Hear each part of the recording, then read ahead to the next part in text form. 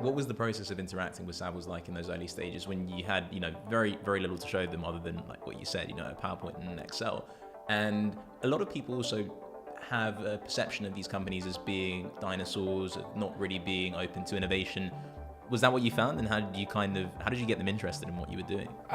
It's a good point. I don't know. I think these companies are kind of like countries, right? Like they're so big that you can't paint all the people living in one country with the same brush, right? So we were lucky, we got it. So at that point I was emailing any CFO, CEO, CEO from any of these companies on LinkedIn. And I was lucky enough, one of my friends got introduced to someone from Savills at a conference, and they were saying that, he invested this other AI company, it went really well, we're keen to look at others.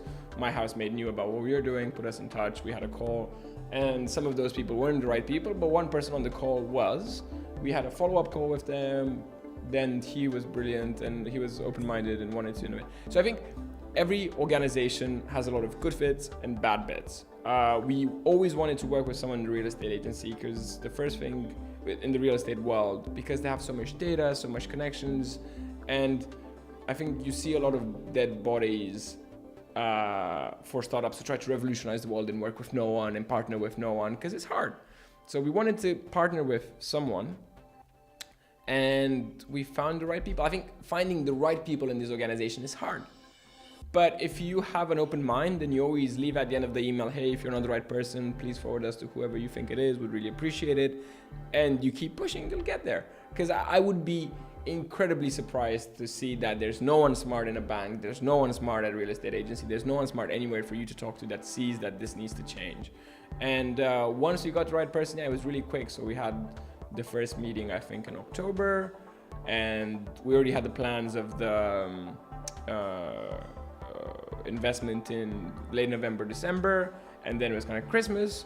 But it takes a bit of time negotiating, the same way it takes with venture capital firms, which theoretically they're much younger and smarter, and they're only 5 or 10 people, and even that takes 6 months, right? So with Savills, we closed it, I think, in late February. So it was good. No, I think if you're open-minded, you show that you have value, you walk them through the steps, showing them that, look, it's not going to require you to completely change your business model. We can work around you, so you're considerate. I don't believe this argument that you can't innovate with other players. If you're asking them to change everything based on a company that doesn't even exist, then obviously it's kind of like trying to convince your grandfather, right? If you can make propelling conversation with your grandmother or grandfather, then you're going to be able to convince these guys. But you have to make sure you find your champion in this organization.